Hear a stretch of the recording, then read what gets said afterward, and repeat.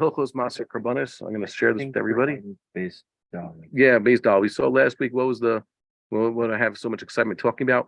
Why it is that Korban Pesach, or where the Minchas Nesachim of Korban Pesach go. With all the other Korbanos that are brought, so it says there some don't come with Nesachim, some do, and that says the ones that are brought on Moed are supposed to be brought with Nesachim, right? Wait, so that includes Shalmei Chagiga. Olas Riyah should come with Nesachim. Isn't Korban Pesach brought on a Moed? Yes, there's a few psukim that seem to say that. Sometimes a Moed is called Hashem's, and sometimes a Moed is called ours. Remember? What's the Chazal's drush about that? It's Mikra Kodesh. Okay? Sometimes the holidays are called Lachem, and sometimes it's called Lashem. Right? So what's the answer? What is Chazal? What is Chazal darshan? Sometimes it's called Hashem's, and sometimes it's called yours. So the Gemara said, so it says you're supposed to spend all your time partying, or you're supposed to spend all your time studying and praying. So what's the psak? Chetzio Lashem, Chalkeu, Chetzio Lashem, Chetzio Lachem, because the Moados are called Chetzio Lashem, Chetzio Lachem, and that's how the Rambam paskins, right? That's a Mefurish Rambam, and also the Shulchan Aruch paskins way Chetzio Lashem, Chetzio Lachem. So Pesach is one of those Moados. Okay, the Moed is something called yours, and something's called God. So too, I like to say this: are you supposed to say Shabbat or Shabbos? There's an answer in the Psukim. It says Shabbos la Hashem. When you're davening, you say Shabbos, like a good Ashkenazic person. Shabbos with a S sound and a kametz there. Shabbos. But then it says Tishbesu Shabbat Techem. Right? It talks about in Yom Kippur, the Parsha of Yom Kippur, which we read. We're going to read this week. It says, observe your Shabbat Techem. And it's talking about your Shabbos. Now, I can explain to you dictically wise, it's not Shabbos Chem. But many people are surprised that in this context, suddenly that they're used to saying Shabbos, with the kametz and the samich, some suddenly sounds just like those Israelis and the Spartans say Shabbat Techem. There's actually a patach under that bet, and there's a dot in the tuf. Familiar? Shabbat Techem, your Shabbos. So the answer is that when you're davening to Hashem, you say Shabbos, because in the pasuk it says Shabbos. And when you say good Shabbos to each other, you're supposed to say Shabbat Shalom, Shabbat Techem, yours Shabbos. So it's Shabbat Techem. So you speak outside on the street, you say Shabbat Shalom with a dot with a patach and a dot in the tuf. And when you're davening, you're supposed to say Shabbos. I say that facetiously, obviously. That's not. There's a real grammatical explanation. You shouldn't be saying Shabbos if you can help it. If you already have an American accent, you can say the word both. You could say three. You could say month, right? You could say with. So you don't have to pretend you have an Eastern European accent and you're incapable of pronouncing that phony. Okay, so let's see here. I'm going to share this on the screen. If it's Shabbat Shalom, then it shouldn't be still Shabbat. Shabbat Shalom. Oh, okay. Shabbat. Yeah.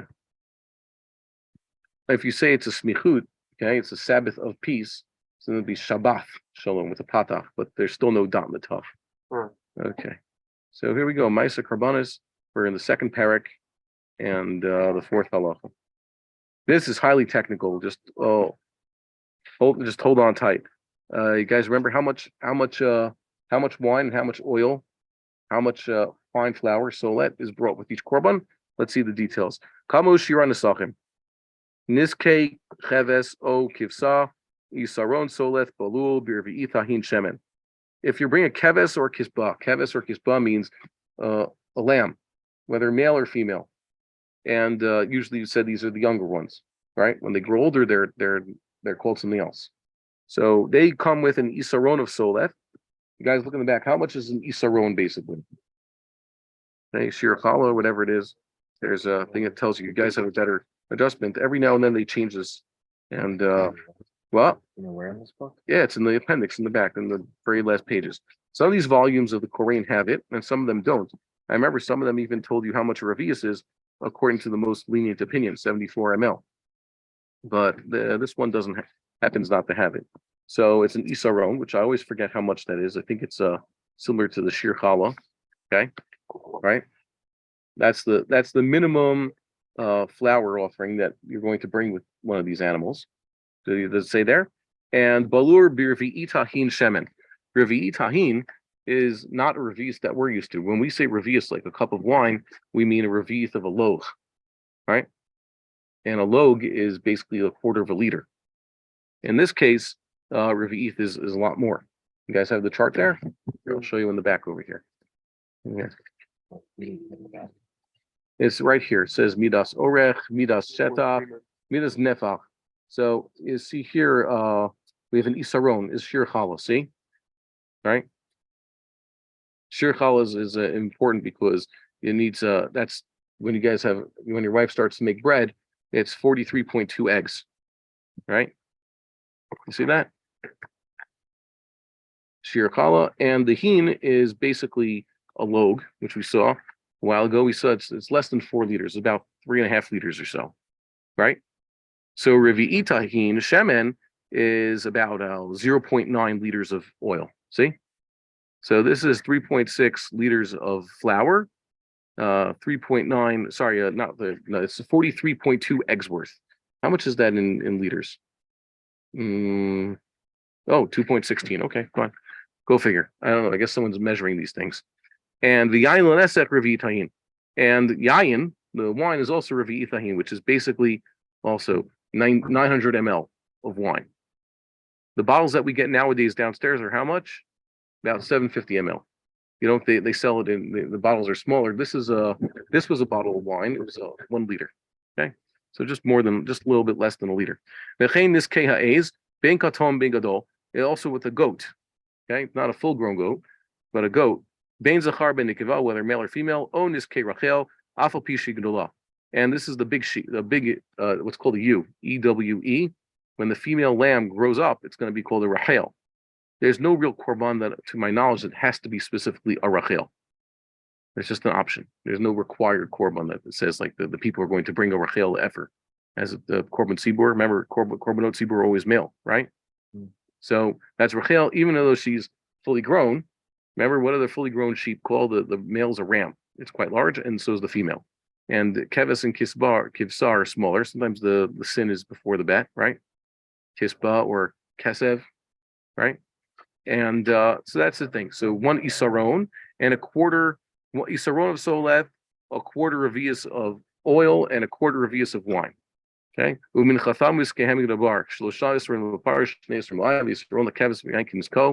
keves gets 1 isaron. In this case, ayil, if you're talking about a full-grown lamb, which is a ram, hein shnei esronim solet balul b'shlishita hin shemen. So now it's 2 isronim, okay, which we said was shir chala, twice as much, more than 4 liters of this fine flour, with 1/3 of a hin of oil. So the ratio of flour to oil is actually gone up, right? 1 isaron gets a quarter. Here, each isaron gets a 1/6 of oil, a 1/6 of hin of oil, right? You divide both of these by 2. The yain l'nesech shlishit hahin. Also, the wine is once again 1/3 of a hin. The amount of wine, the amount of oil usually match. See? Yeah, so it's 1/3 of a hin.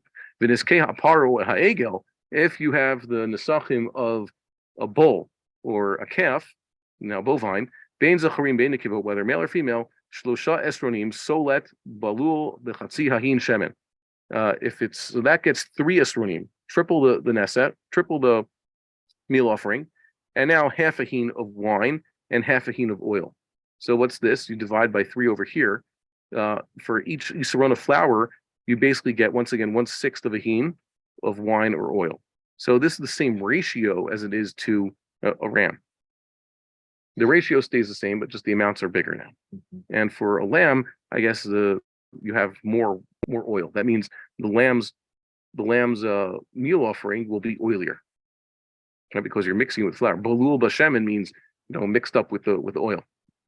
Okay, and this is mentioned a few times in the Torah. There's a parsha in the middle of Bamidbar which mentions this, and then it's reiterated a few times in Parshas Pinchas. Parshas Pinchas, it tells you sometimes with a certain korban, it says, and by the way, the minchatham in Iskehem is, and it repeats it. And sometimes it tells you the minchatham in Iskehem is as always.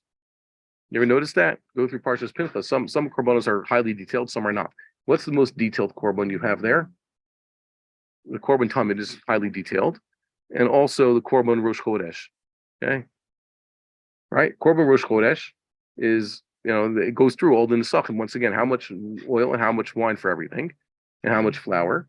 And korban musaf of Shabbos is two more lambs and whatever, and bring the mincha and the nesach. It just the story.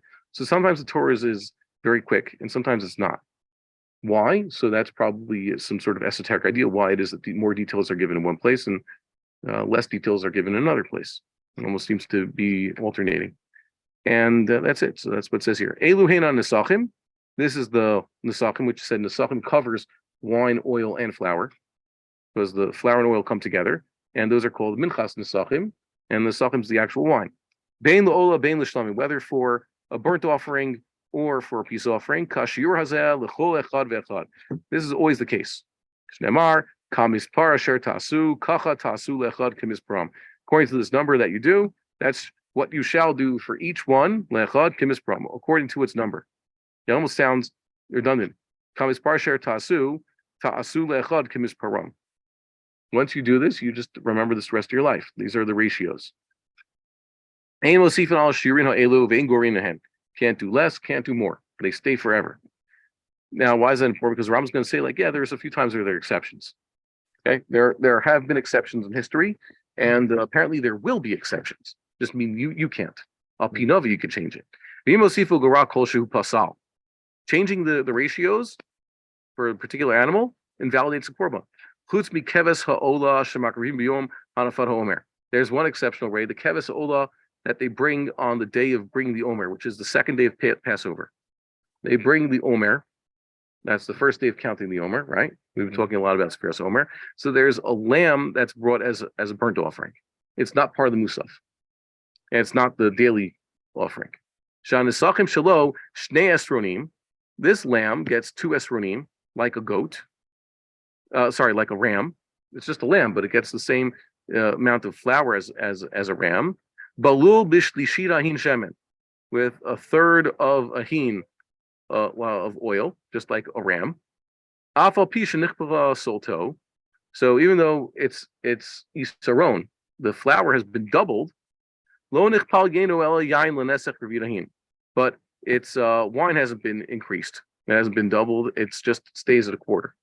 So this special lamb gets more flour than a regular lamb, and more oil, just like a ram, but the wine stays the same as though it's still just a lamb. Make sense? That seems to be Gzeras HaKosher. And we're going to read that. That's also, according, at least in the annual cycle, that's also part of this week's Torah reading. It's an Emor. Okay, it says when you bring the Omer, and you bring this special lamb with the Omer. There was another exception when the Kohen Gadol dies in the morning before bringing a mikvah. Yeah, but that's the chafitin. That's just a meal offering, and that is not brought with wine, and that's not brought with any animal. That's the Kohen Gadol's minchas chinuch of every single day. Well, it's not called minchas chinuch because he's already a Kohen, but it's basically the same thing. We said, remember, a Kohen becomes Kohen, he brings minchas chinuch, and the Kohen basically brings the same thing every day, and it's Kohen Gadol, and it's called the minchat chavitin, and part in the morning, part at night. But that's not a minchas nesachim. That's not what we're discussing here. These are the offerings that come along with animals. Yeah, but there is this rule that if the Kohen Gadol dies in the morning before bringing anything, and then the Mikdash brings a full, how do you say, Isaron? Yeah. In the morning and a full Isaron in the afternoon. Yeah. But the oil does not get double. The oil doesn't get double? Okay.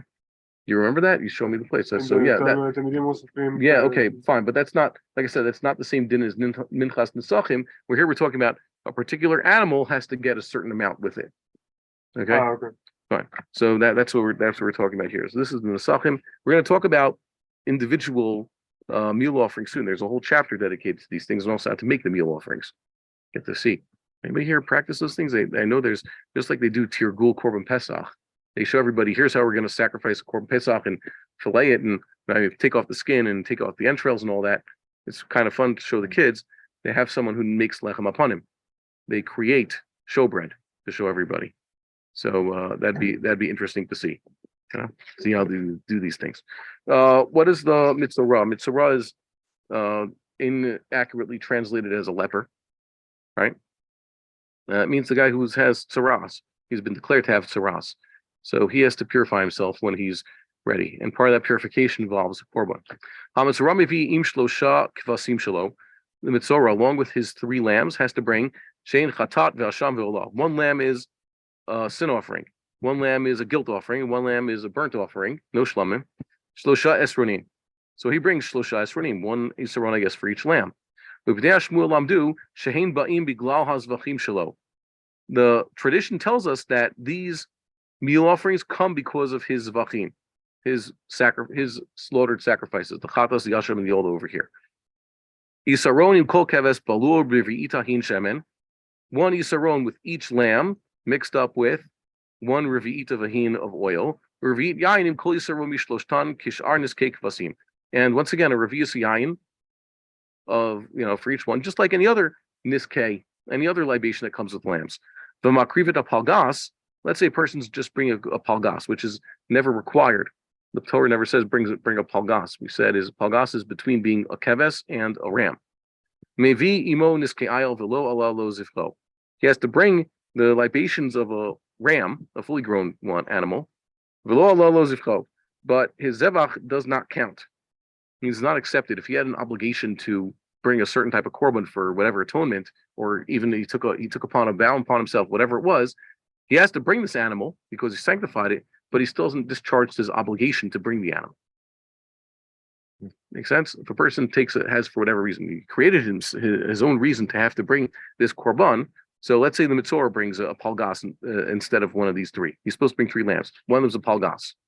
So they say, okay, we'll sacrifice your palgas. You just brought into the temple. You said to sanctify an animal, but you still are obligated to bring a burnt offering of a lamb. Okay. So yeah, there's a few cases like that where a person's korban is sacrificed, and then the person is discharged his obligation. Sometimes it doesn't. We have a question over here, so let's read the question. These offerings seem a full meal of ingredients, both bread and wine and the animal. Are these offerings in a digital society best reduced to tithing, or enjoyed in Kohanim-controlled eateries in the holy city rather than the new temple, which may be well allocated to the priests and Levites only due to the sheer number of offerings? I don't think so. I don't know what being digital has to do with anything. We're not any more advanced than our ancestors were. We're not any better than them. And secondly, reduced to tithing. So we have to give, even when you tithe an animal, the animal tithe, that also becomes a korban. Can't just say, well, I give to the poor, I give to the kohen, and I give to the Levi. That is a commandment of the Torah. But you also have to give something to God. It wouldn't just produce it. Kohanim-controlled eateries, yes, there are Kohanim-controlled eateries. It's called the what? The Temple Mount. And it's limited to Kohanim. Not even Leviim can eat these things. This is the Kohanim-controlled eateries. We're not going to eat with the Kohanim. They have to eat separate than the rest of us. They use different kalim, and using their kalim, the pot in which they cook the sacrificial meat, makes the food non-kosher for everybody else. Kohanim are different. Rather in the holy city, rather in the new temple, and this is also another important point. The Mishneh in Kalim talks about the different levels of sanctity. There's the city, which is open to everybody, even Gentiles. And then there's a Temple Mount, which is more limited in its access. And certain areas of the Temple Mount, each more holy than itself. So we can't just say, oh, the entire holy city is holy. That's against what's described in the Torah. We have to have places that are holier. Kohanim are holier, their food is holier, and they specifically eat within the temple. And the rest of us will be eating outside the temple, but still in the holy city. And unfortunately, Gentiles are entirely excluded from this whole thing. They do not eat any sacrificial food. And if they want to, let them convert. Sheer number of offerings, we'll see how much it actually happens. I'll know it when I see it. Well, what's the question? If a Gentile decides to bring an offering on their own, does it have to be an olah therefore? So yes, that's the next chapter. Okay. Okay. So let's get to the next chapter and we'll see. Stay tuned. Let's see. Hahin hu 12 log. This hin is 12 log. We already explained to you how much the log is, among the other things. Hilchot eruvim. Why did Rambam have to explain the eruvim? Because you need to make an eruv as a minimum. It has to have food for everybody. So he explained the shiurim there. Shiurim. It's one of those things that Chazal told us all the shiurim. Is it that the Torah mandates? The Torah actually mandates a few shiurim. We just see all these psukim over here. For other things, It seems the Torah left it for Chazal to decide. And of course, if there's a Takana de Rabbanan, all Eruvin are Takana de Rabbanan, Chazal decide the rules and Chazal decide the standards. The Yisaron Hu HaOmer. See, the Yisaron is also called the Omer. That's a well-known, the Omer is mentioned a few times. It's in Shmos, it's in Vayikra, it's in Bamidbar. That's a certain amount. And it's also the Shir Hala, when it tells you Reishit Arisotechem, the choicest of your kneadings that you're supposed to give to the Kohen. So what's the rule of challah? You only have to take out a portion for the Kohen if you've exceeded a certain threshold of amount of flour, right? Mm-hmm. Has anybody here ever taken challah? I think so. It used to be the women generally prepared the bread, so the women had this mitzvah. But indeed, men could do it. I think my grandfather took challah out of the dough more often than anybody else. Yeah. Because he was the foreman at a bakery. Right. So, by the way, tonight is my other grandfather's 42nd year at site, Avram ben Chaim, who passed away, like I said, 42 years ago tonight, on Pesach Sheni. I guess just about 7 months before, 8 months, 8 months before I was born. Okay, and I wish I had known my grandfather. I'm sure maybe he had something interesting to say about this, and certainly had a much more interesting life than any of us have had, and should be in his memory. Rabbi Yarnu Shiro binyan challah. And we also explain how much this is because there's a mitzvah to take out challah. So they have to measure this. They go to the temple. So someone brings a measure of flour and oil. They have to be measured. Bein minchat yachid, bein minchat tzibur, whether it's the mincha of individual or for the tzibur. Ein modino tan b'midah shel shlosha esronot lapar. See, something this happens. It confuses me. Sometimes it's esronim. It's the masculine suffix, and sometimes it's the feminine suffix esronot. See, why would it be? Because the Torah says esronim.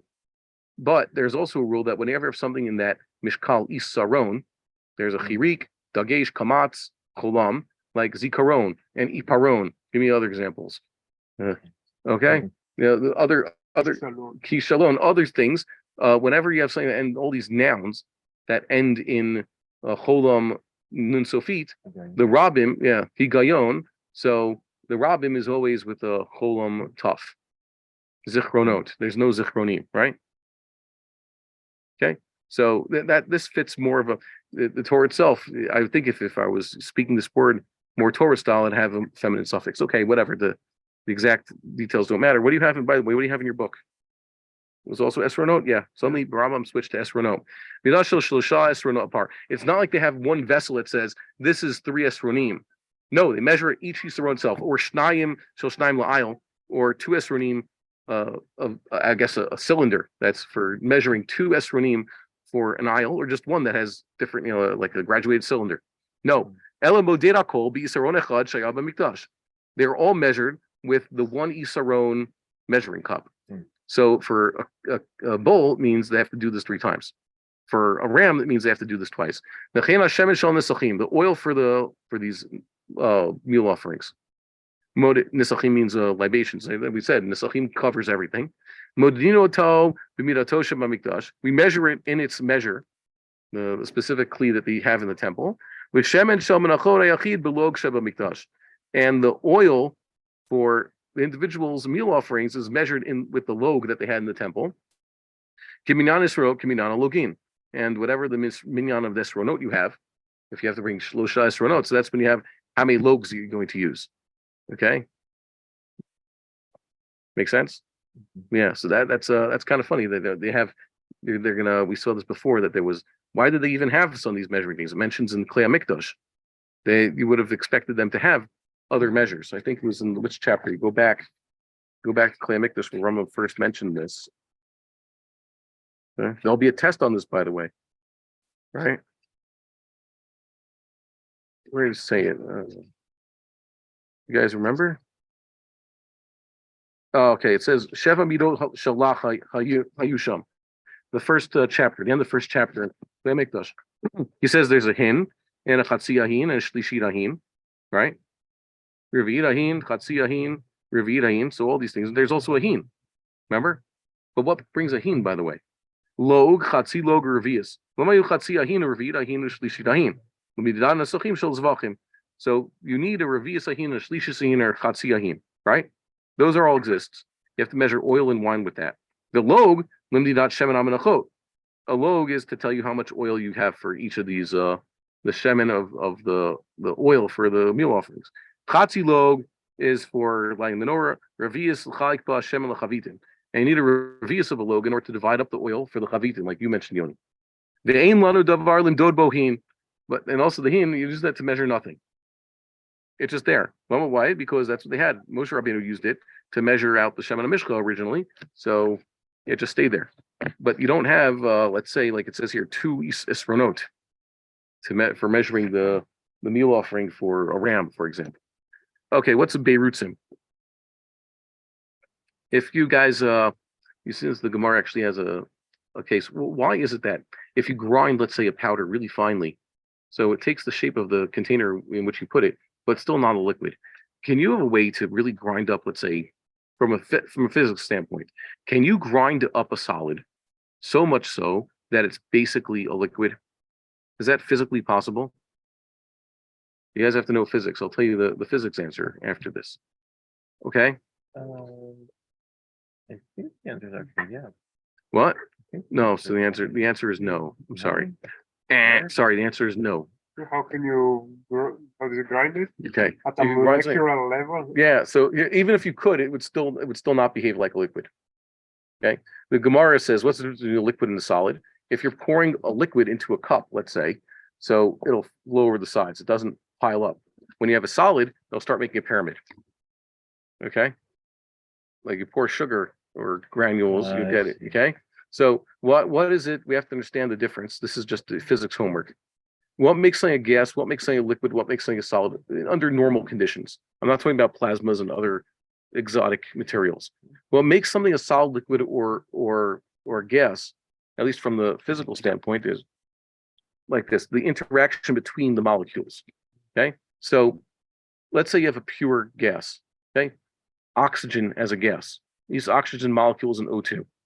Though each molecule is on its own, the way its electrons are oriented, or its domains are oriented, is that entire molecule is like, let's say, covalent, and the electrons are shared across the molecule.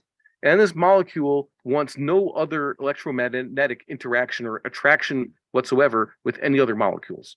And all gases behave the same way. So all gases, you can dissolve in each other. They mix evenly because every single molecule of gas, whether it's simple monoatomic gases like helium, or complicated gas molecules like carbon dioxide, or even more complicated gases, each one behaves on its own and wants nothing to do with the other ones, right? Whereas a liquid, let's say a cohesive liquid like water, there is a little bit of attraction between the individual molecules. They know their kind. For example, hydrogen bonding, whatever bonds the oil molecules of oil together to themselves. They are free-flowing. There's no lattice that's holding each one in its place, but they at least have a certain electromagnetic connection to each other that holds them, keeps them together. Make sense?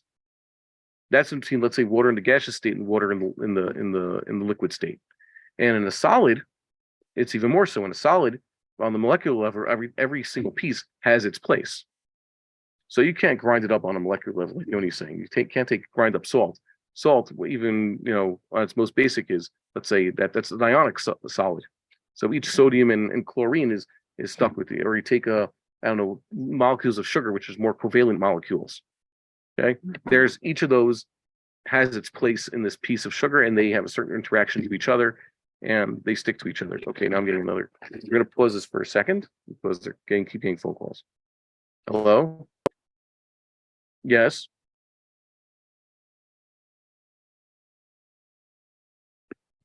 Oh, okay. So ask me that for a moment, or just use it without. Okay, so ask Shandel to help you. So who's in charge? Okay, so just use it as it is. It doesn't need a cover. Okay, so take emails. No, but no. By the time Ima needs it, I'll give you the one that you need. Okay. We're in the middle of Shir right now. Okay, fine. Thank you. Bye. So I told you what to do. I have to go now. I can't come home and help you now. Nice. Oh, it's so cute. My daughter doesn't have her blanket, and no one can help her. Okay, so there you go. Hey, we should have such problems. I wish such problems on you guys. You know, kids are very funny. I like to tell a story, Yaakov, a few years ago. My daughter wasn't feeling good. She had some sort of illness, whatever it was. She must have been like a 6-year-old. And so I took her to the doctor. She wasn't feeling good, and she said, and all night I couldn't sleep, and it felt in my stomach and all this stuff, and then just tried that, nothing helped. She's saying this in Hebrew to the doctor. Then she walked near him and she said, Va'az halachti lishon etzel Abba. I went to sleep next to Abba, and it felt better. Okay? Yes. And the doctor is like, oh, yeah, really? Oh, do share, you know?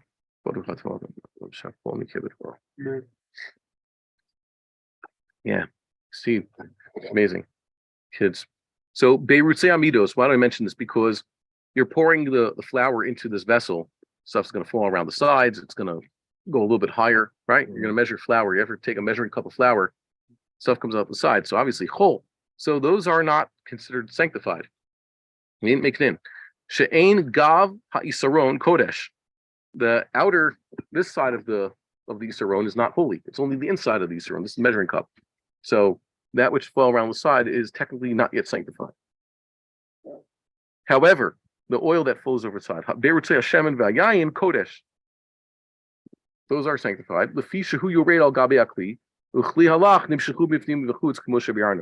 These ones actually have to touch the kli, and the kalim that measured these things, klei halach, the wet measures, they were anointed on the outside and on the inside, so even their outsides are holy. Okay, but wait a minute, you're telling me, but that was the case in the Mishkan where all the vessels had been anointed with the oil. In the temple, anything made later in history was not anointed with the anointing oil. They were just put into service and they worked. But either way, the point is that which measures the flour was only sanctified on the inside, and that which measures the oil and the wine was sanctified on the inside and outside. So whatever touches them, even on the outside, becomes holy. Whatever touches it. Why should they become sanctified? Even though the person measuring out the flour, only wants to sanctify that which is actually makes it into this kli, into this vessel, it's not the case. They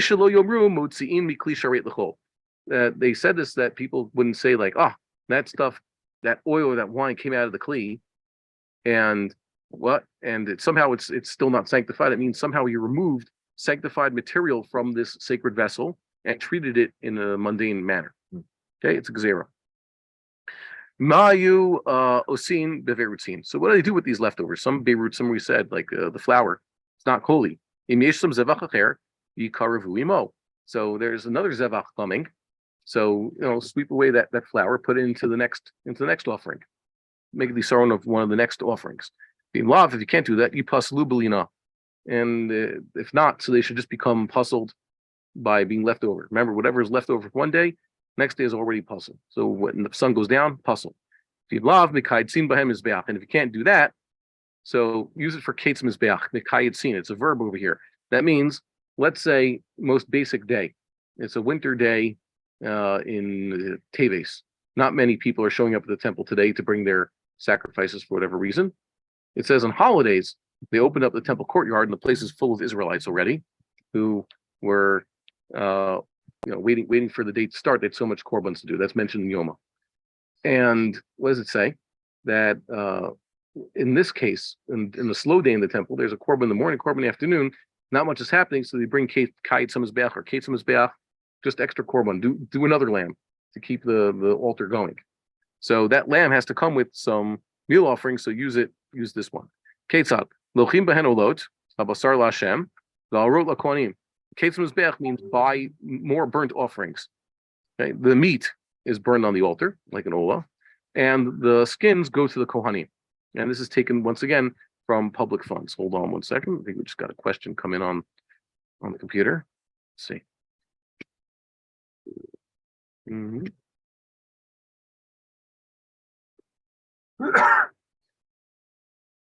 Hold on.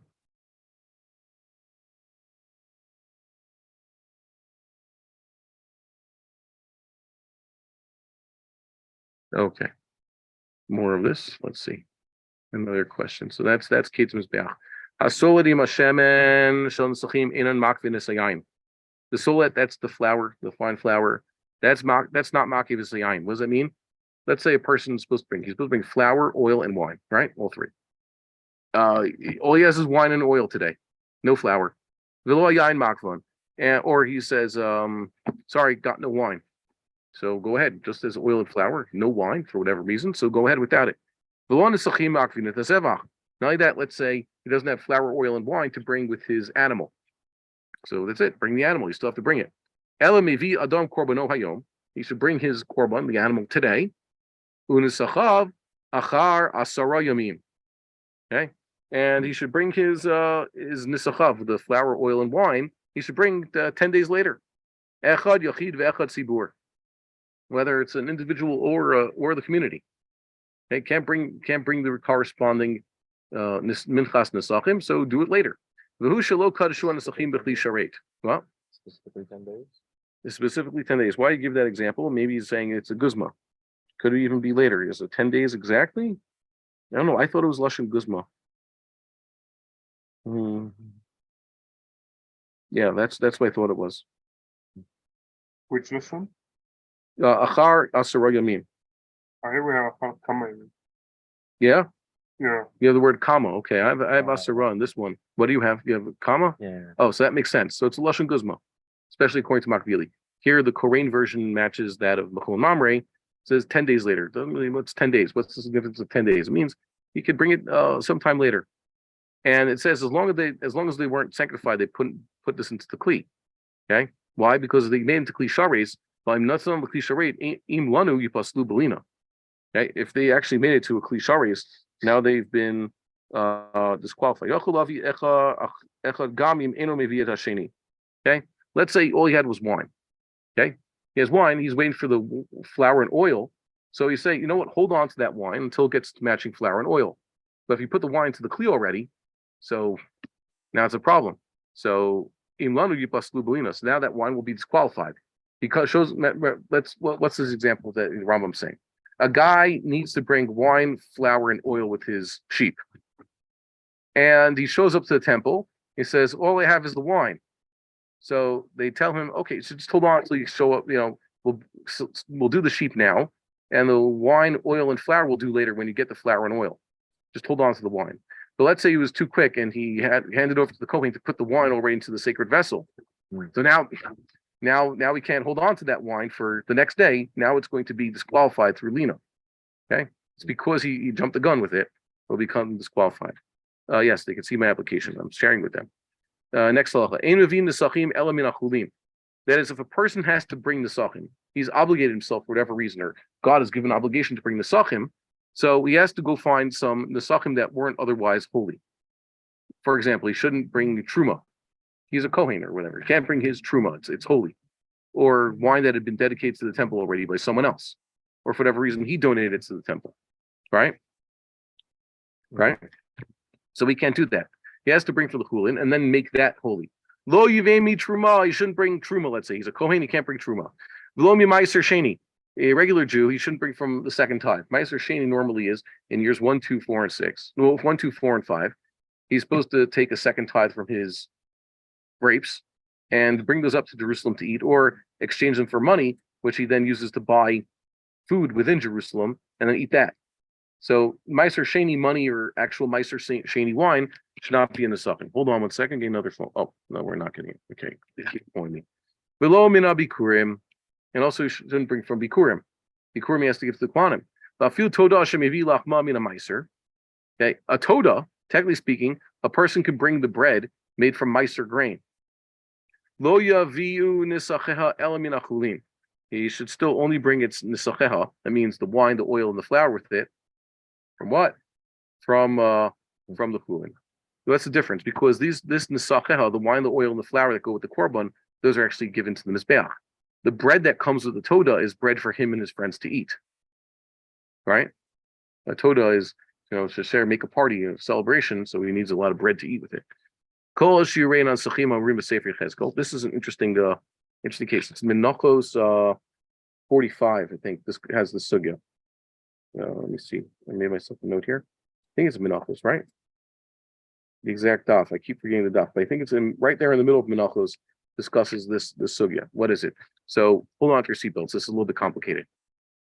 Kol shiren esachim or b'sefer Cheskel, umian otana korbanot v'sidrei ha'avodah ktuvim sham, hulam miluin heim. If you open up Sefer Yechezkel, it has plans for the future temple, right? Mm-hmm. And then here I made a note of it in my handy dandy Tanakh. Right, so you're always uncovering amazing things that you notice in Tanakh. I found, for example, today when I was looking at this, a pasuk where you have 10 words connected with the trup. Normally, you have disconnected and connected trups. I think this is the longest string of words that is in the entire Tanakh. It's in the last simon of Yechezkel, where you have, right? You guys remember disconnected and connected trup? So there's a lot of munachs. Or before, let's say a pazer or tzlisha gedola, you could have many things. So this pasuk in right at the beginning of Siman Kaftet, which is in the middle of chapter 47,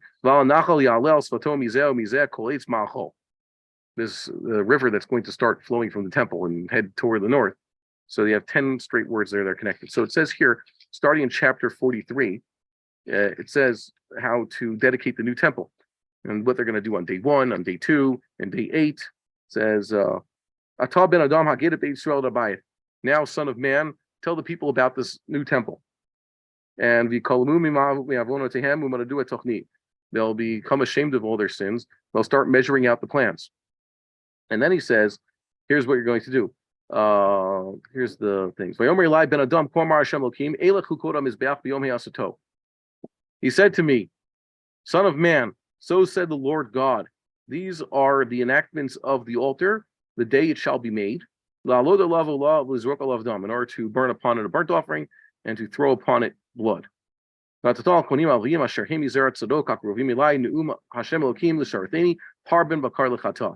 first day is one bull as a burnt offering, as a sin offering. Then he says what you do all this next 7 days. It's a little bit ambiguous there. Is it day 1, then days 2 through 8, or is it just day 1 and days 2 through 7? Okay, so it's a little bit ambiguous there. And there's more examples later in a parak. It says what they do on the 1st of Nisan. There's going to be a dedication, also korbanos, which are not really matching anything that we see in the Torah, and also ratios of wine, oil, and flour that are not exactly fitting with the Torah. So that's what Rambam's discussing now. Which are all interesting. Those are inauguration offerings, unique inauguration offerings, like Gezeres HaKasuv one time. And these do not apply forever. That's why the Rambam says, he said before, you can't change these. Lo gorin, lo mosifin says, yeah, but the Navi's already declared, and where they're going to do things a little bit differently. A one-time, a one-off deal.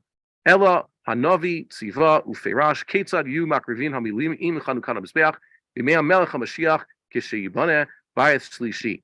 The Navi's already described what they're supposed to do when they dedicate the temple in the times of the Messiah, third temple. Fine. And that seems to be, by the way, a pshat in the Gemara there. And Rambam continues. He says here, and just like the Nesiim, Moses' time, Moses' brother's brother-in-law was involved in this. Nachshon. It's Chanukah Mizbeach. They had a whole bunch of korbanot that don't seem to fit any usual ratios, right? Devarim she'ein kamutan l'dorot. There's nothing like them that's decreed by the Torah to do forever. They krivu b'Shabbat, and they brought this personal sacrifice on Shabbos. Okay, apparently it was over a course of 12 days. So at least one of those days was Shabbos, right? So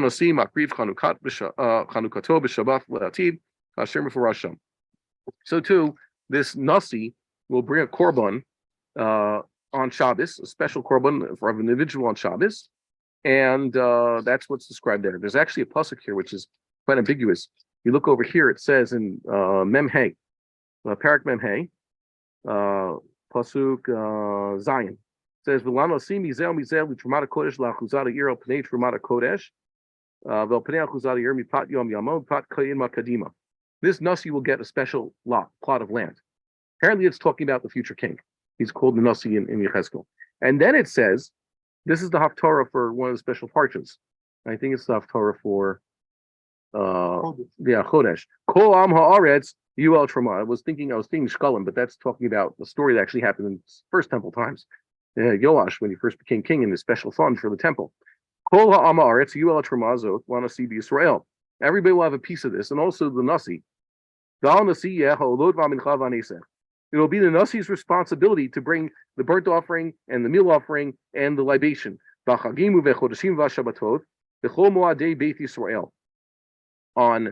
new moons, Shabbases, all the Moadei bases, all the holidays, including Passover. Okay, you didn't sign out. Okay, fine. No, don't worry, we're still with everybody. He will make these sacrifices. So, wait a minute. Are you saying the Nasi will sponsor all the korbanos of the Moadim? Because normally we have the din is it's taken from Machatzitz a shekel, pays for all the korbanot tzibur. But now the Navi seems to be saying the Nasi is going to take monetary responsibility to bring all these korbanos on all these special days. A little bit strange. Will he do the service himself? So there are some who say that the high priest and others say the king. So Rashi says in some of these places, the Nasi refers to the high priest. So others say it's the king. It means that the king will pay. That's the mitzudos. Okay. So and then it says the next parsha says Kol Mar Shemokim Barishon Bechad Lachodesh Tikach Par Ben Bakar Tamim V'Chitita Et Hamikdash. On the first day of Nisan, there's a special offering, once again, a bull to purify everything or inaugurate everything. So yeah, you see that there's some strange things. By strange, I don't mean anything wrong with it. I'm just saying it's not what the Torah commands for all the time. And by the way, you know that there was some controversy with the book of Yechezkel. So something once they in Nignaz, it says things against the Torah. It says that the Kohanim have to cut their hair certain ways. It seems to be changing halacha. No, you don't understand it right. You have to understand Yechezkel. Take some time. There are Mefarshim who explain what Yechezkel was saying. And like I said, even the plans for the third temple, there's a lot of different machlokas about how that's supposed to look. The Rambam said at the beginning of this whole treatise, he said, the second temple was built to the specifications of Yechezkel, at least the ones that they understood how to do. That which was they understand from Yechezkel, they just left like in the first temple. All right? So that's what they did. They were all everything. And this is something else we should say. In the book of Ezra, it also says there were 2 times they did a Hanukkah. 1, when they actually built the temple, and 2, when Ezra showed up. Ezra, unlike the yeshiva shism that Ezra built the second temple. I remember how many times I used to hear Ezra built the second temple. 100% against what it says in Ezra's own book, that Ezra was a latecomer. It was built by others, and he showed up afterwards, according to Sansino, significantly later. They noagim l'dorot, and those are not done any time else. Aval d'varim noagim l'dorot, heim divrei Torah shepirashnu. What you're always supposed to do forever, that's what the Torah says, like we just explained. Shlomo said, Tiku bi Pimo Sharbenu. As they've copied, sometimes copy doesn't mean copy on a piece of paper, writing it down. It means that they repeated from him, oral tradition. Don't add, don't subtract. Now, you might notice there's a note over here. According to Rashi in Menachos, that daf I mentioned, 45, Rashi seems to equate the two. He says that, I'll read what it says, Hanavi mita'er et chanukah bayit b'mei Ezra v'lo et chanukah bayit l'shlishi. The way Rashi, at least people read the sugya in Rashi, is that what is described in Sefer Yechezkel is what they did in Sefer Ezra. Yechezkel said, here's how you should inaugurate the temple, and they actually did that in Ezra's time also. But the problem with that shot in Rashi is, here, where does Rashi say this? You can look at it. I made a note over here. It's Rashi to Yechezkel Membeis Kaf Aleph, and they did this in Ezra's time and also to 43:22. Some say no, Lati Lavo, it should be in the future. And you look at Radak also. What's here in Yechezkel is certainly not what happened in Ezra's time. Okay, and Radak even offers that Yechezkel himself, because it says you shall do this and you shall do that. God was telling Yechezkel, you're already a Kohen. You're going to be resurrected, and you will serve in the third temple, and this will be the korban that you yourself will do in that time. That's what Radak is suggesting. But if you notice, there's a problem here with the Radak. Like he brings it up. Cheskel's altar is paneled with timber, which is development on the soil, and undressed stone earlier altars. A timber paneled altar suggests nominal burnt sacrifice. Is this reasonable to assume this? No, because I don't know if it's necessarily paneled. Maybe it means like a frame. The first altar for the Mishkan was built out of cedar wood or acacia wood, depending on which tradition you're following. It says Atzei Shitim, right? So we say it means cedar. Some say no, it means Shitim means actual acacia. The point is, it was then covered in copper. Bronze. They didn't use pure copper; they use bronze, copper alloy. So if it says that they're using some sort of wood in that altar, they mean that it has wood as part of the framing and all that. It doesn't mean that there's an actual wood, because you built the top of an altar with wood, it's not going to survive the first day of sacrifice. As coals on wood don't really survive there. So yeah, that's what they assume. Okay, so let's get back into this.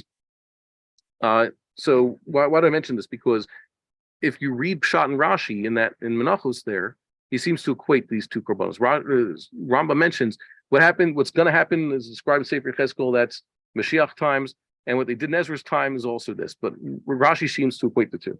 Okay, but the Gemara seems to also, the bottom line of the Gemara seems to follow Rashi. Rashi gives Pshat in the Gemara that seems very well, so it's a good kasha. It's a good kasha. So the Gemara seems to say that which was brought in Ezra's time was following what Yechezkel told them to do. Yechezkel lived before Ezra, but it just doesn't match. You read these numbers and what they brought, and it doesn't match. So here's a retort. So that doesn't. Gemara seems to follow Rashi below. Yeah, but still it doesn't match. Rashi says they should match, but they don't. So the answer given, I found the Grizz says, that's the Brisker Rav. Okay, the Rabbi Soloveitchik's uncle. So he says, if you look in Beis Bechira 1:4, what we just said here, they built the temple as well they could to match Yechezkel's vision, but not exactly. I'll read you exactly what Rambam says there. Binyan shebana Shlomo kamo kfar mefurash b'melachim. The temple that Solomon built, that's mefurash in melachim. Very clearly what it means. You can still see pictures. V'abinyan ha'atid libanot, the future temple that will be built. Afal pi shehu katuv b'Yechezkel, it's described in Yechezkel.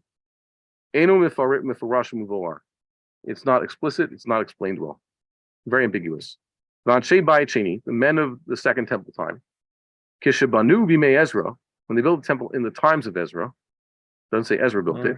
Banuhu kivinyan Shlomo u'mein dvarim ha'mefurashim b'Yechezkel. They built like Solomon's temple, and like that which was explicit in Yechezkel. For example, that they put a second floor in the second temple. The first temple didn't have a second floor. It had a high ceiling and it had windows, but we actually saw that there's this whole second floor of the second temple. Big empty room that just so they have access, the Kodesh Kodashim with the elevator. But it was a nice ornamental room that apparently was just like the other room, just didn't have any service there. Okay, so he says here, if you look there, just like the second temple was built like the one envisioned by Yechezkel, so too were the milum of the second temple. That is, when in Ezra's time, when they offered the milum of the second temple, they did it almost like the way Yechezkel described. They were trying to approach what Yechezkel said. But I don't think this is such a good comparison, because they couldn't understand how to build the third temple because this doesn't make sense to them. Yechezkel wasn't around to explain it to them what he meant. So they built the second temple as best they could, like the third temple was intended to be. Mm-hmm. But the korbanos that Yechezkel describes are very explicit. There's no way they could have gotten that wrong. So they have another answer. The Gemara is not saying that Yechezkel describes how they eventually inaugurated the second temple. Rather, the Gemara is saying that just like the second temple had unique Eluim, so too will the third. Now you can read that in the Gemara. That's what Rashi and the Gemara seems to say. Just like the Ezekiel says, just like the second temple had unique Eluim, so too the third temple will have unique Eluim. I think that Pshat works in the Gemara very well. We're in the Masechtas. It says once again, Menachos 45, and I think that's a good answer. Okay, that they were. It's not that they were trying to do exactly as Yechezkel said. It's that Heyos Yechezkel says, here's how you inaugurate the temple with the sacrifices. So they had a Horash also in their time to inaugurate with certain sacrifices, but didn't necessarily match what Yechezkel described they're going to be doing. So this is an important misconception that we need to clear up. What is that? People didn't build the second temple. Like I grew up thinking through Medrash says. You read the Midrashim, everybody knew anything. Yosef knew the rest of Jewish history. Yosef knew that how they leave Egypt. Yaakov Avinu knew that the temple would be destroyed. David HaMelech knew this would be destroyed, and Shlomo HaMelech knew the temple would be destroyed. They were aware of history before it happened. And when they built the second temple, they knew it would be destroyed, right? They knew. How many Midrashim have you seen like that? They knew, a whole bunch of history. So that's a Midrashic idea. That's not historical truth. The misconception is they didn't build the second temple thinking it would get destroyed and be replaced. That was not the intention. Mm-hmm. They were building the second temple, saying that with the idea that if we work hard enough, this is the beginning of an ultimate redemption. And I can imagine that even, let's say, late toward Herodian times, even there were some bright spots on the horizon. Like I mentioned, the temple had just been rebuilt. It had been it's not that it was destroyed in the Korban, it's that there was a whole gigantic makeover to make it the most beautiful place in the Roman world, and people came from far and wide to see God. We mentioned there were foreign kings, and his mother, Queen Helene, was not the queen of Jews, and she did not reign in Jerusalem. She was queen of Adiabina, Hadyav. That's somewhere in Turkey. Okay, and that was a big place. There were a lot of Jews there. It just happened to be that foreign monarchs convert to Judaism. It says, who is it? Kimchis. All her sons served in the Kahuna Gedola. One son was disqualified right before Yom Kippur because he was greeting some dignitaries. One of them was an Arab king. An Arab king came to Jerusalem to pay homage. Okay, so you can imagine the king of Mecca shows up, and he was talking to the Kohen Gadol, and I guess the Chumrah is every guy is considered a zav, and his roke is matame. So he is talking to him. It's a gzera. So just a little spit gone. The Kohen Gadol, you're disqualified for 7 days and 3 days from Yom Kippur. So his brother had to do the service instead of him. So in that time, the temple was once again the center of Jewish world. Yes, there was a diaspora, and perhaps Agrippus the first was an okay guy, Chazal liked him, so they could have seen that things would get better if we would just have a king who's slightly better. If we would have a Davidic monarch on here, and we could encourage Jews to make Aliyah. This is before the last 40 years that the temple stood. You could see that they were basically on the cusp of a messianic era. It could have gone way differently than it did. Of course, things didn't go that way. There's even a Korban, they got worse. And you should know, as we figured out last week, we're doing a lot better than they were, let's say, 300 years ago, 500 years ago, right? We're much better off than Rashi and Rambam were. Rambam couldn't find a minyan with which to daven here in Eretz Yisrael, and now Jerusalem's a Jewish city, and at least there's a minyan on the Har Bayis. Yeah, they don't let us do Jewish things. There's no Sefer Torah, there's no Talis and Tefillin, but we're getting there. We have seen improvements in our own days, and the more of us who get together, we see better improvements. So really, they wanted it to become the final temple. So you see also the Kesef Mishneh to Beis Bechira there, 1:4. He describes an idea like this. I really think that that's something that we have to understand. Like the Rambam says in Tshuva, let's just take a mashal. You have to imagine that the next thing you're going to do is going to tilt the scales, right? The next avera you do could be the one that's machriya. That's the one that tilts it. Everything's just even. The entire Am Yisrael is right now perfectly balanced. We don't know if their zechuyos are better than the avonos, and what happens? The next mitzvah you do can be the deciding factor, right? That might not be the actual case literally, but you have to think that way so that you make sure to make the good decision. Hold on, we have a question. Should the third temple not be a synthesis of details in chapters 1 to 4 as described in the temple of Jerusalem? Well, this is not what expected. Has Machon Shilo considered the structure? I don't know. I think it's up to whoever's in charge of the temple construction. And the Messiah should show up and do this. They'll get to make these decisions, or a Sanhedrin will make these decisions. I don't know. I've seen so many different model drawings by Jewish scholars about what the temple is supposed to look like. Every good commentary on Yechezkel has its own drawing, like the Gross drawing and all that. You've seen a few. Rabbi McIver has a nice book over there that I think it's very nice. I don't know. Okay. I don't know if Rabbi Bar-Hayim is concerned this at all. I don't know what his opinion is on anything. There was something this week I wanted to know what his opinion was, and I didn't ask him. Okay. Something else. Obviously, we disagree also on the understanding that Gemara Menachos said. The Rambam says that counting Omer is deraisa, right? Even today, the rabbi says he doesn't understand where Rambam gets it. It seemed pretty clear that he understood Gemara as it's the Rabbanan. And I said I think I could read like the Rambam. Why did the Rambam assume it's deraisa? Okay, so it's okay to disagree. Either way, I wish we had some hachra in this thing, how the third temple is supposed to look. But yeah, this is a very interesting question. What kind of Rosh Shah they had? Also in Solomon's time, they brought special korbanos, right? What's the main Rosh Shah that they did in Solomon's time? There's two ones. I mentioned the Navi. One's explicit, one's implied. They have two Rosh Shahs. They didn't fast on Yom Kippur. Yeah, that's implied because it says he made a party from basically the week before Sukkot, and then the Sukkot itself. What do you mean? It's 5 days before Sukkot is Yom Kippur. I mean, they're celebrating. Yeah, they basically said they overrid Yom Kippur. Why did they pick the 8th of Tishrei to start? That's an interesting question. What's significant about the 8th of Tishrei? 7 weeks before. I think it just goes like this.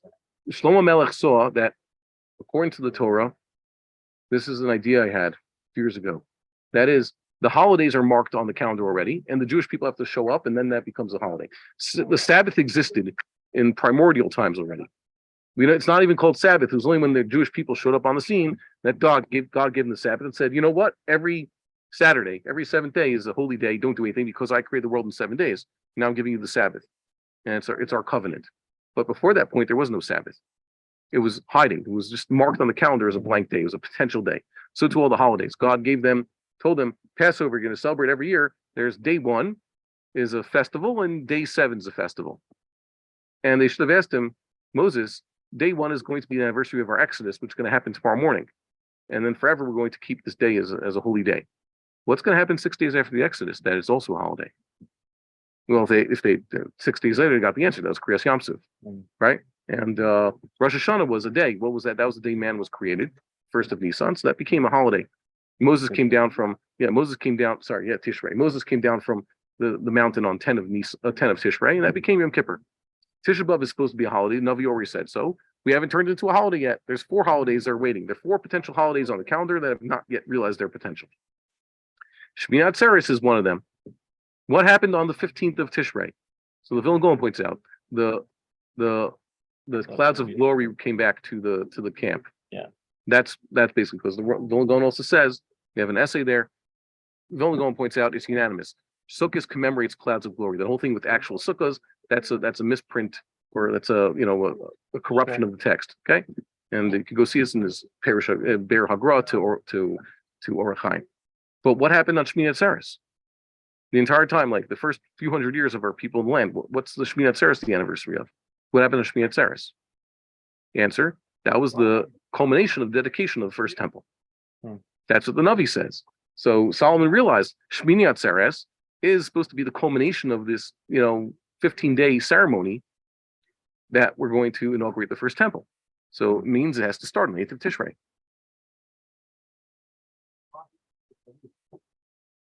Why does it say Sukkot? How did he know that? Because you need 7 days to get things going. Just like Moses dedicated the Mishkan. It took 7 days, right? Vayhi bayom hashmini, that's when everything kicked in.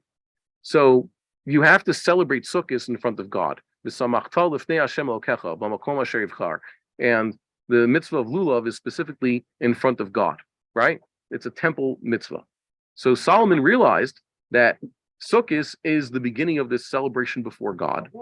And the 8th day of this festival is the culmination of this dedication of the temple. The 8th day is forever going to be going down in history. What Shmini Atzeres is the anniversary of the completion of the dedication of the first temple in Jewish history. That's why it's a holiday. It was marked on the calendar like that. For a few hundred years of Jewish history, it was a blank day. Like, what are we celebrating? I don't know. They could have just scratched their heads. Maybe a Navi could have told them one day it's going to be, you'll understand this. But for right now, it's just a potential holiday. And you have to do, if the ceremony begins on the first day of Sukkot, that means you have to have a week of dedication, miluim, preceding it, just like the first Mishkan. Therefore, the dedication had to start on the 8th of Tishrei. Okay, they did it Shivas Yamim and Shivat Yamim. Well, why are you connecting it to Sukkot specifically? Because throughout Sukkot, it says that you have to celebrate it before God, and the taking of the lulav, the mitzvah, is doing it before God. It's a 7-day commandment. Lulav doesn't count even. Only the first day is it taking the lulav. Only the lulav, the mitzvah of just doing that is before God in the temple. Like what we tried to do. Remember, we tried to do Arava also. Arava is only a mitzvah on, let's say, the 2nd day of Sukkot, where? Or 3rd day of Sukkot, where? In the temple, which is why we took the Aravas to the temple this past year, right? We renewed the mitzvah. Why we do that? Because it says this is celebration. It says, Rambam and others say, Simchas Beis HaShoeva, the biggest shebang of the entire Jewish year, the greatest festival is Sukkot. That's when you celebrate before God.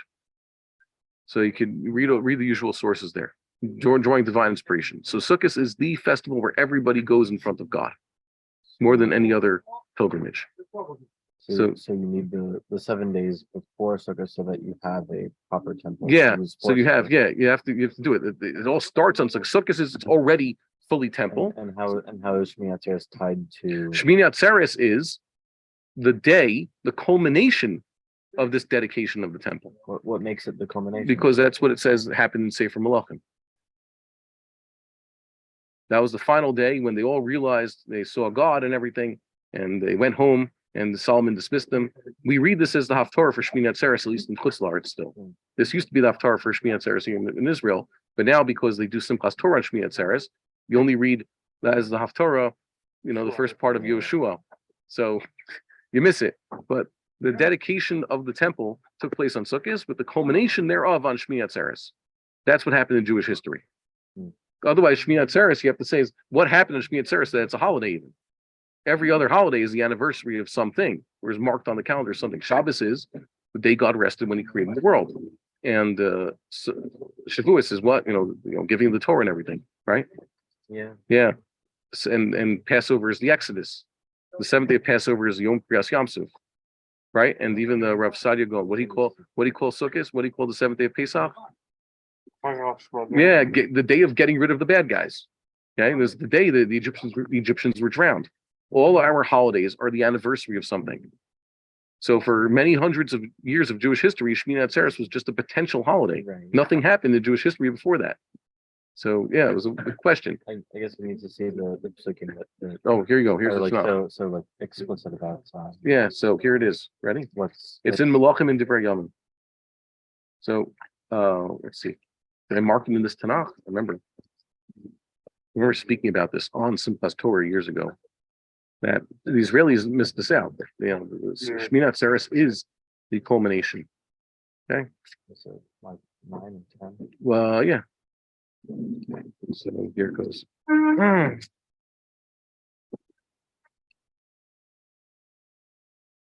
Okay.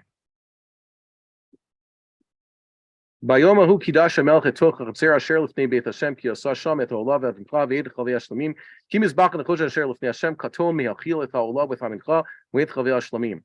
So that was the second thing I wanted to say. That the other horasha was they used the entire floor of the temple as mizbeach.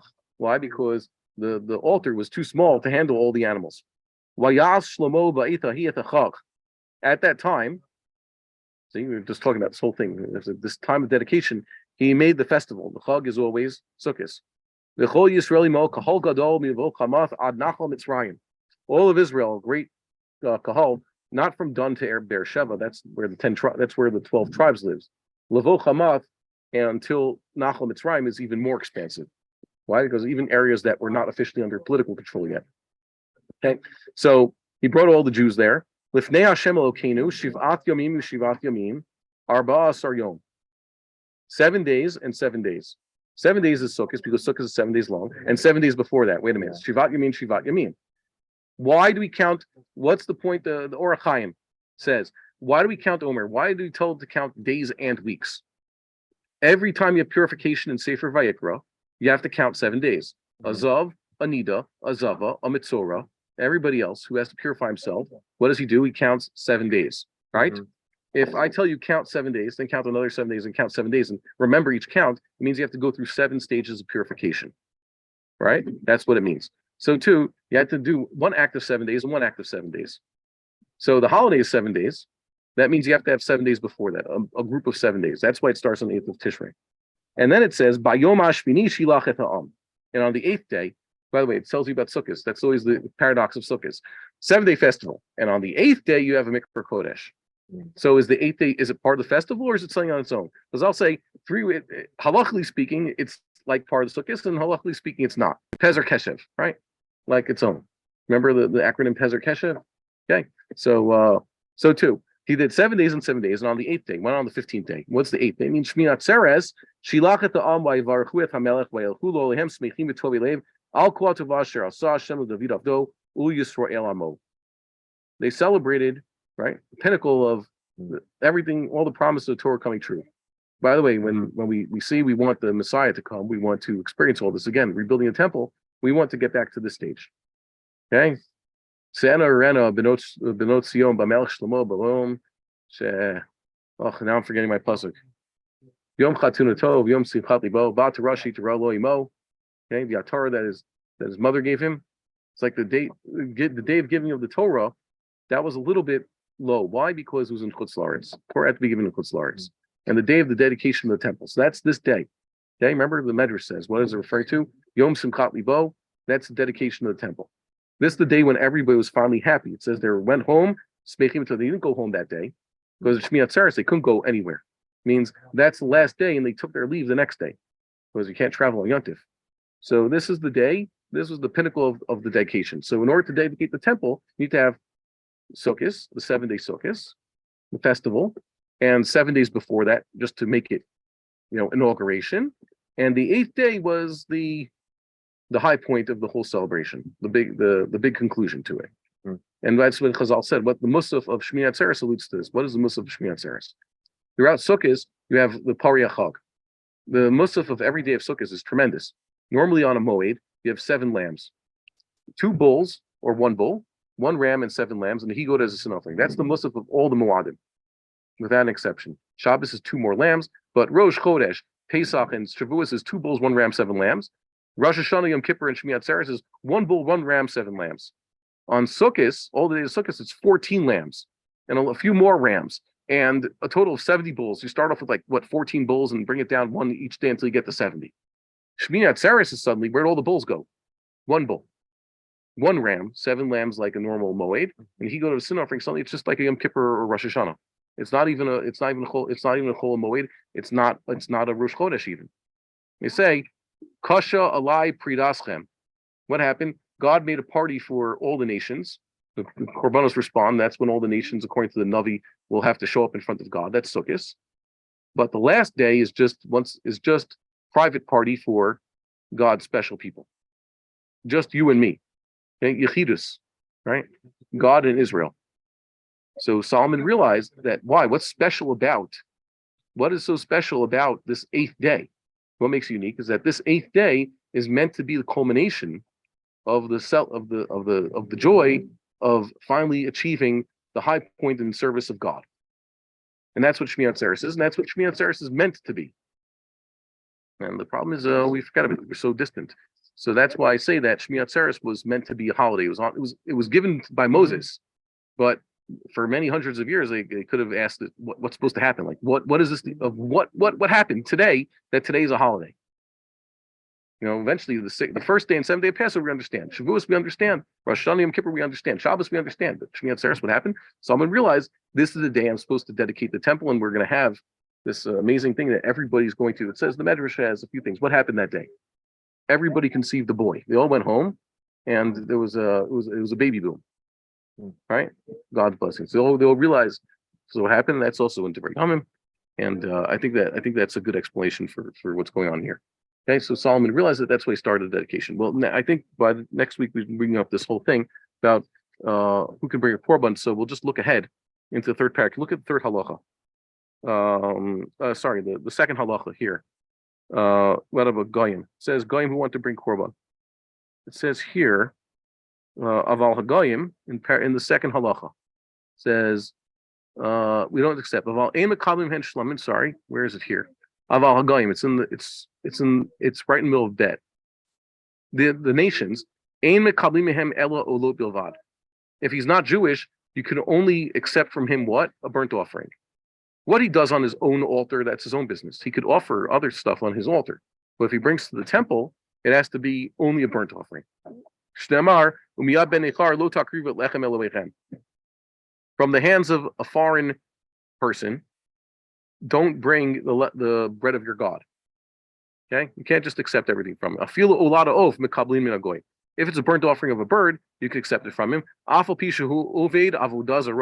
Even though this guy himself is, generally speaking, he's an idolater.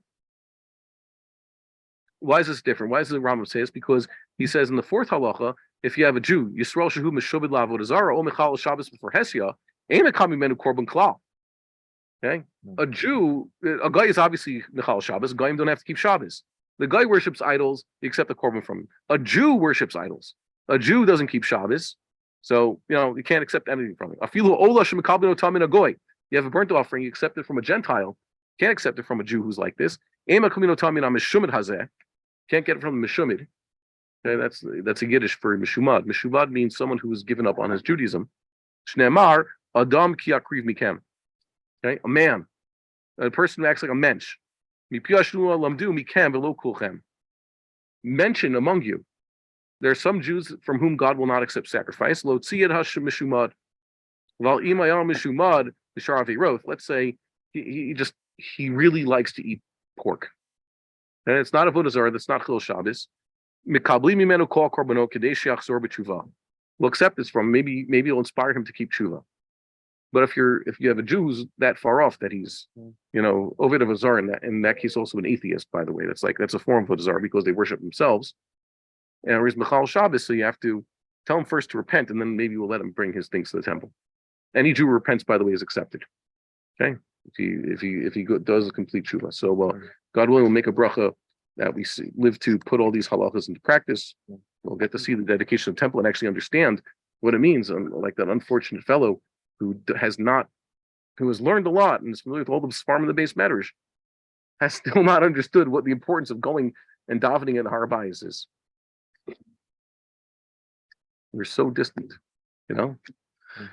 God should bring us closer to his service. Be well and have a good Shabbos. We would like to encourage our viewers to share these videos with friends and send in your responses. If you would like to obtain Birkon Nusach Eretz Yisrael or invite the rabbi for a speaking engagement, please email us at office@machonshilo.org.